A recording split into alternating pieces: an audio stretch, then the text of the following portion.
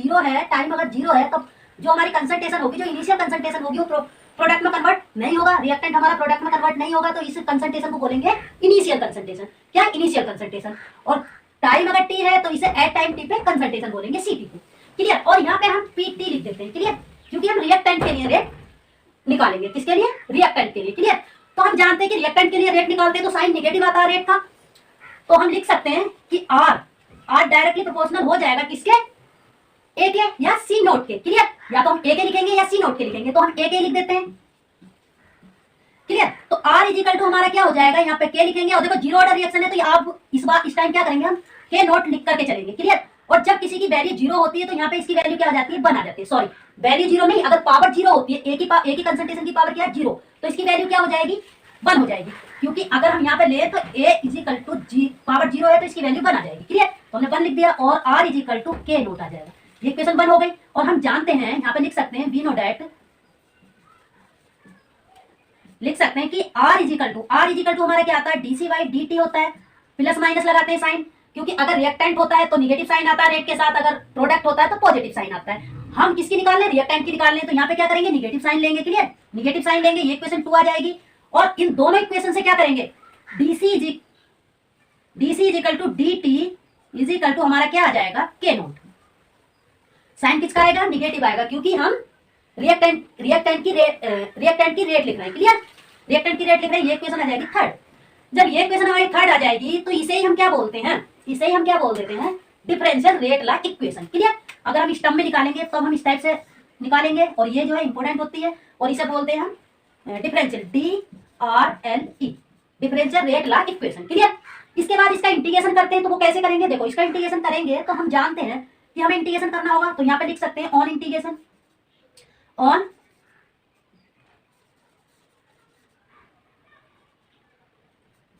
Integration. Clear? तो on integration पे क्या करेंगे, देखो इसका इंटीग्रेशन करेंगे तो यहाँ पे लिख देंगे डी बाई डी टी, और इंटीग्रेशन साइन लगाएंगे, निगेटिव करेंगे, और इज इक्वल टू के लगाएंगे, के नोट लिखेंगे, और इंटीग्रेशन साइन लगाएंगे।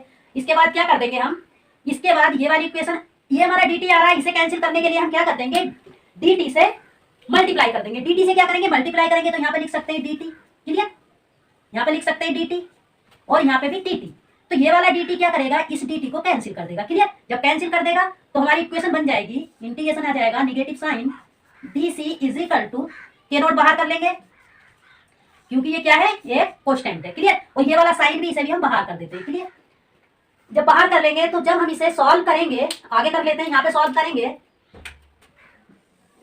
यहाँ पे सॉल्व करेंगे, पहले हम लिमिट रख लेते हैं। तो लिमिट कैसे रखेंगे, लिमिट हम रखेंगे कि हम इसकी लिमिट जो रखेंगे तो लिखेंगे सी नोट टू सी टी, इस टाइप से रखेंगे सी नोट टू सी टी। तो यहाँ पे क्या करेंगे, सी नोट लिखेंगे और यहाँ पे सी टी करेंगे, या कह सकते हैं कि इनिशियल कंसंट्रेशन से कंसंट्रेशन टी लगाएंगे। क्लियर? और यहाँ पे ये क्या टाइम में चेंज आ रहा है तो 0 to t लिख देंगे। क्लियर? तो जब हम इसका इंटीग्रेशन करेंगे तो ये आ जाएगा, देखो इंटीग्रेशन का साइन है, डी से कैंसिल हो जाएगा इंटीग्रेशन का साइन, और ये वाला डी भी इस इंटीग्रेशन के साइन को कैंसिल कर देगा। क्लियर? ये वाला डी इसके इस साइन को कैंसिल करेगा इंटीग्रेशन के, और ये वाला डी इस वाले इंटीग्रेशन के साइन को कैंसिल कर देगा। क्लियर? तो अब क्या बचेगा, हमारा लिमिट बच रही है और सी बच रहा है, यहाँ पे टी है और लिमिट है। क्लियर?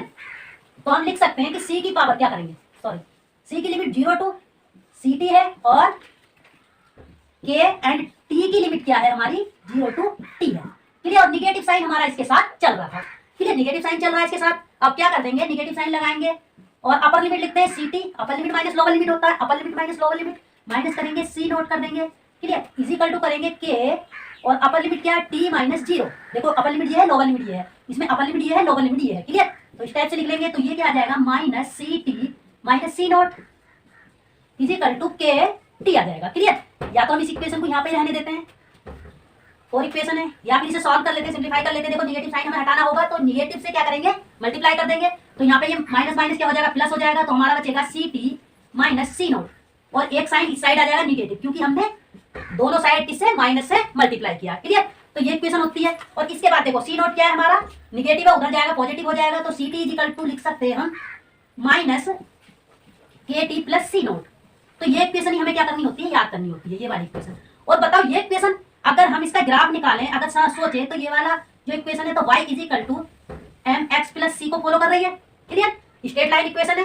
क्लियर? तो हम क्या कर सकते हैं, इसके लिए हम कर सकते हैं कि हम यहाँ पे बता सकते हैं सी क्या है हमारा, y एक्सिस पे जाएगा, और k क्या है हमारा स्लोप है, और सी नोट हमारा इंटरसेप्ट है। तो हमारा जो ग्राफ बनेगा वो हमारा इस टाइप से बन जाएगा। तो वाई एक्सिस पे हमारा क्या आ जाता है, वाई एक्सिस हमारी ये वाली होती है, तो सी टी आ जाएगा वाई एक्सिस पे, और जो हमारा टी आएगा वो किस पे आ जाएगा, एक्स एक्सिस पे। क्लियर। अब देखो निगेटिव स्लोप है तो हमारा ग्राफ किस टाइप से आएगा, क्योंकि स्लोप निगेटिव है। ये क्या होता है, हमारा स्लोप होता है, तो स्लोप क्या है, निगेटिव।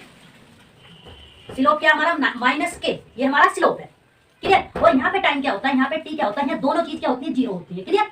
यहाँ पे जीरो होती है क्योंकि जहां से स्टार्टिंग होता है। क्लियर। अब यहाँ देखो ये चीज, ये कोऑर्डिनेट है और ये भी हमारा कोऑर्डिनेट है, ये वाला भी हमारा क्या है, कोऑर्डिनेट है। क्या ये कोऑर्डिनेट है, और ये वाला भी हमारा क्या है, कोऑर्डिनेट है। ये कोऑर्डिनेट है, ये भी कोऑर्डिनेट है, तो हम क्या करेंगे, समझ लो, लिखो मत, समझ लो। ये कोऑर्डिनेट है, ये भी कोऑर्डिनेट है। तो अगर हमसे कोई पूछने लगा कि टी यहाँ पर क्या आएगा या टी की वैल्यू क्या आएगी, तो हम बता सकते हैं, टी को हम यहाँ पे भी लिख सकते हैं। देखो यहाँ पे भी लिख सकते हैं, क्योंकि इस साइड को टी इंक्रीज हो रहा है, इस साइड को क्या हो रहा है, ये सी टी इंक्रीज हो रहा है। क्लियर। तो अब देखो हम लिख सकते हैं, तो यहाँ पे बता देते हैं, अगर हमसे कोई टी की वैल्यू पूछेगा, तो टी की वैल्यू पूछेगा तो हम इसे क्या करेंगे, जीरो रख देंगे। कोऑर्डिनेट लिखने हैं हमें, किस किस पे लिखने हैं, एक्स एंड वाई एक्सिस पे। क्लियर। एक्स वाई एक्सिस पे लिखने हैं इस वाले पॉइंट के, और यहाँ पे भी क्या लिखने हैं, एक्स एंड वाई एक्सिस पे लिखने हैं इस वाले पॉइंट के। क्लियर। तो अब देखो पहले इसके निकालते हैं, तो इसके क्या निकालेंगे, इस वाली इक्वेशन से निकालेंगे। तो हम लिख लेते हैं, देखो सी टी इजिकल टू क्या इक्वेशन है, माइनस के टी प्लस सी नोट, ये है।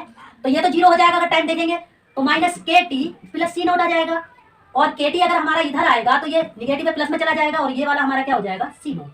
क्लियर। और टी निकालना, के को इधर लेके जाएंगे तो हमारा क्या हो जाएगा, टी इजिकल टू आ जाएगा सी नोट बाई के।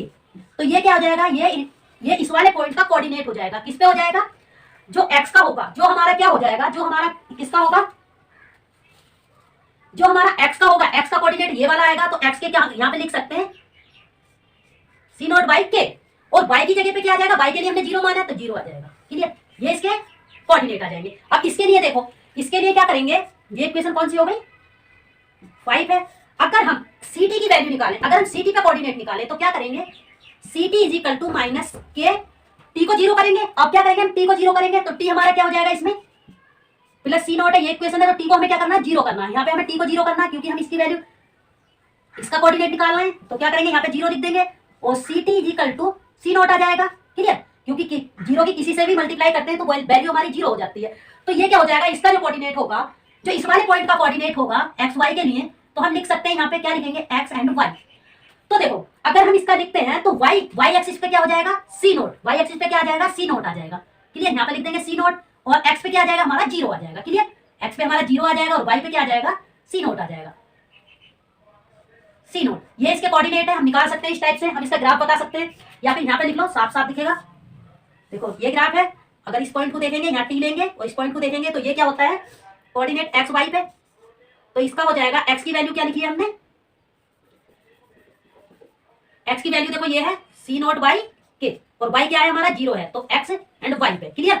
ये आ जाएगा, इस वाले पॉइंट का ये आ जाएगा, और इस वाले पॉइंट का क्या आ जाएगा, एक्स वाई। तो देखो अगर हम वाई का निकाल रहे हैं, अगर हम वाई का कोऑर्डिनेट निकाल रहे हैं, वाई का निकालने तो एक्स को तो जीरो मानेंगे, और यहाँ पे क्या आ जाएगा, सी नोट आ जाएगा, तो ये इसका हो जाएगा, यहाँ टी जीरो हो जाएगा। क्लियर। तो इस टाइप से निकालते हैं, इस टाइप से इसका ग्राफ आता है। कल इसके क्वेश्चन कराएंगे, बताओ समझ आया।